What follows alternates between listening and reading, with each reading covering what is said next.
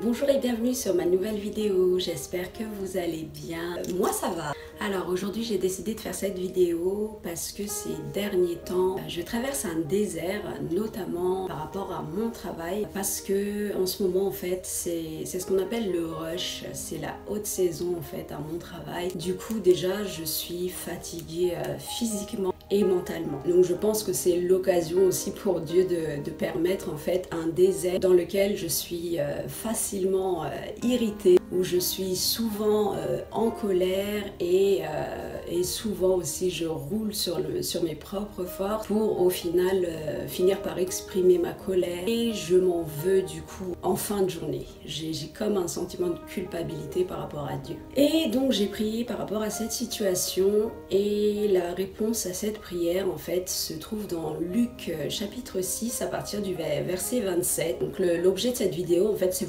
pour vous partager ce désert et la réponse à ce désert. Mais en résumé en fait Luc chapitre 6 verset 27 c'est un passage qui est très connu, c'est le fameux passage où Dieu en fait nous dit de prier et d'aimer nos ennemis. Et l'ennemi dont je parle, l'ennemi dont la Bible parle, c'est pas la personne ou les personnes qui vous persécutent, c'est le diable en fait qui anime ces personnes-là. Donc si c'est également votre désert ou si c'est le désert de l'un de vos proches, je vous invite à rester sur la vidéo. Si ça vous arrive également régulièrement à cause d'un proche, d'un ami ou d'un collègue difficile, ça peut aussi vous intéresser parce qu'il faut savoir que tant qu'une tentation n'est pas vaincue, en fait, elle revient à la charge. Donc en gros, si vous subissez de la méchanceté gratuite de la part d'autrui, si vous subissez des situations que vous trouvez injustes, si vous subissez du favoritisme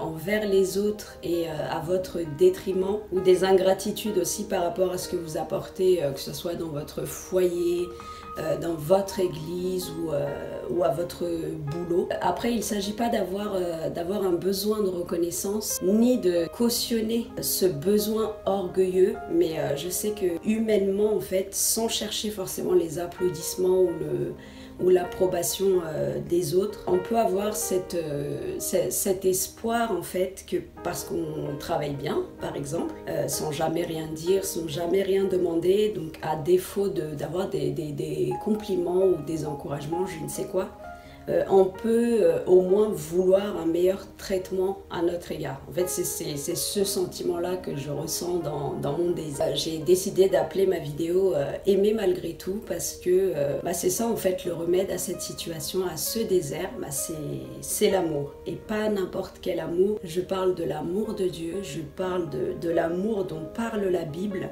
Par exemple, à l'image de Dieu, comme dans 1 Jean 4, 19, tout comme nous aimons Dieu parce qu'il nous a aimé le premier, nous devons nous aussi en fait aimer d'abord les autres pour que eux nous aiment sans condition qu'ils le méritent. On lit également dans Jérémie chapitre 31 verset 3 que Dieu aime d'un amour inconditionnel et éternel. Et dans Jean 15 verset 13 il est écrit: il n'y a pas de plus grand amour que de donner sa vie pour ses amis. C'est exactement ce que Jésus l'a fait à la croix. C'est le plus grand sacrifice, c'est la plus grande preuve d'amour en fait. Et d'ailleurs Jésus l'a fait tout en sachant pertinemment que certains ne croiront pas en lui, que d'autres le renieront. Il y en a même qui ne reconnaîtront même pas qu'il a fait ce sacrifice.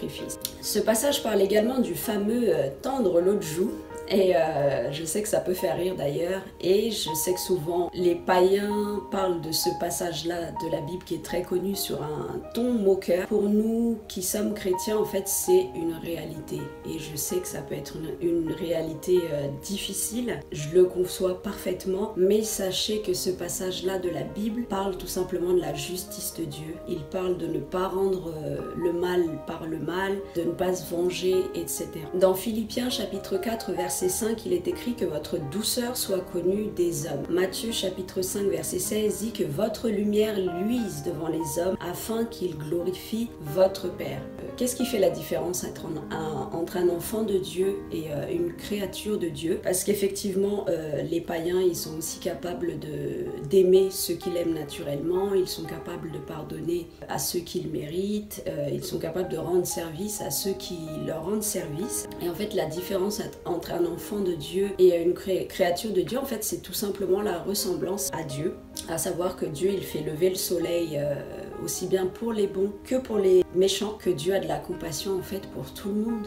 Dieu, il aime tout le monde. Et parce qu'il est Dieu, pas parce qu'on le mérite, ou qu'on ne le mérite pas d'ailleurs, que c'est dans mes faiblesses en fait que Dieu se révèle. La lumière, là où elle brille le plus, c'est justement dans les ténèbres. Et enfin, je ne vais pas plus développer que ça, mais ce passage parle également, fait un rappel d'ailleurs, puisqu'on le sait déjà, sur le pardon et le jugement. Alors si vous traversez le même désert que moi, j'ai 4 conseils à vous proposer. Alors le premier conseil, c'est de savoir que notre modèle d'amour, en fait, c'est le verset qui se trouve dans 1 Corinthiens chapitre 13 versets 4 à 8 qui est assez connu. C'est le passage qui dit que l'amour est patient, il est plein de bonté, etc. Mon conseil, c'est qu'avec l'aide du Saint-Esprit, en fait, l'amour dont ce passage parle est tout à fait possible. Si on se fixe l'objectif d'y arriver de plus en plus et de mieux en mieux chaque jour, c'est tout à fait possible. Et d'ailleurs, la Bible dit que tout est possible à celui qui croit. La deuxième chose que je peux vous donner comme conseil, c'est de ne pas laisser ce sentiment humain, ce petit besoin de reconnaissance, enfin petit ou grand d'ailleurs, besoin de reconnaissance prendre place dans vos pensées et encore moins dans votre cœur. Il y a Hébreux chapitre 6 verset 10 qui dit « Car Dieu n'est pas injuste pour oublier votre travail et l'amour que vous avez montré pour son nom. » Donc même si dans votre foyer on n'est pas reconnaissant que vous fassiez les courses, le ménage, ou que dans votre église on ne reconnaît pas que vous êtes investi, que vous faites ci ou ça, ou comme dans mon cas où on ne reconnaît pas mon implication au travail, sachez que Dieu, lui, comme dit ce verset, il n'est pas injuste pour oublier votre travail et l'amour que vous avez montré pour son nom. Et la troisième chose que je voulais vous dire, le troisième conseil que je voulais vous donner aussi, c'est que dans un conflit, dans ce genre de conflit-là, parce que forcément ça mène à des conflits, hein, ce genre de désert, déjà il faut prier, prier très rapidement puisque c'est sur le coup, demander au Saint-Esprit s'il faut répondre ou non. Donc déjà s'il faut répondre, il faut toujours répondre avec sagesse et avec amour. Donc pas sous l'emprise de la colère. Et surtout, il faut répondre de manière spirituelle. Parce que comme je disais tout à l'heure, en fait, l'ennemi, c'est pas la personne avec qui vous disputez, c'est le diable. Pour être à armes égales, en fait, il faut également nous armer spirituellement. Et dans Éphésiens chapitre 6, versets 10 à 20, que je vous invite à lire, en fait, la Bible parle de l'armure chrétienne. Très rapidement, c'est le bouclier de la foi, la ceinture de la vérité, les sandales du zèle, etc. Mais en tout cas, Dieu a mis cette arme spirituelle-là à notre disposition. Donc, servons-nous en fait de ces armes spirituellement-là. N'utilisons pas les armes du monde. Il est possible aussi que le Saint-Esprit vous dise de ne pas répondre. Et parfois, vaut mieux se taire que de dire des choses qu'on risque de regretter.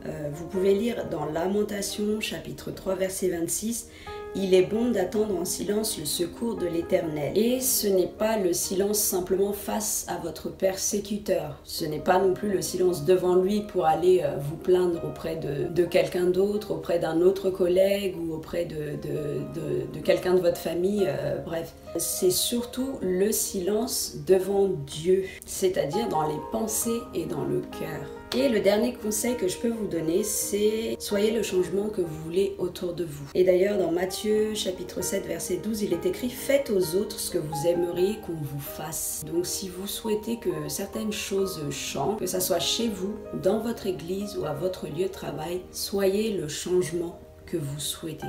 Voilà, j'espère que ces conseils vont pouvoir vous aider. En tout cas, je vous invite à les appliquer. Je vous invite à lire le passage dans Luc 6 à partir du verset 27. Je vous invite également à lire tous les versets que j'ai partagés. En tout cas, je vous souhaite un bon courage dans ce désert. Rapprochez-vous de Dieu pour traverser ce désert. Si Dieu l'a permis, c'est que c'est possible, vous êtes capable de le surmonter. En attendant la prochaine vidéo, prenez bien soin de vous et je vous dis à très bientôt. Soyez bénis.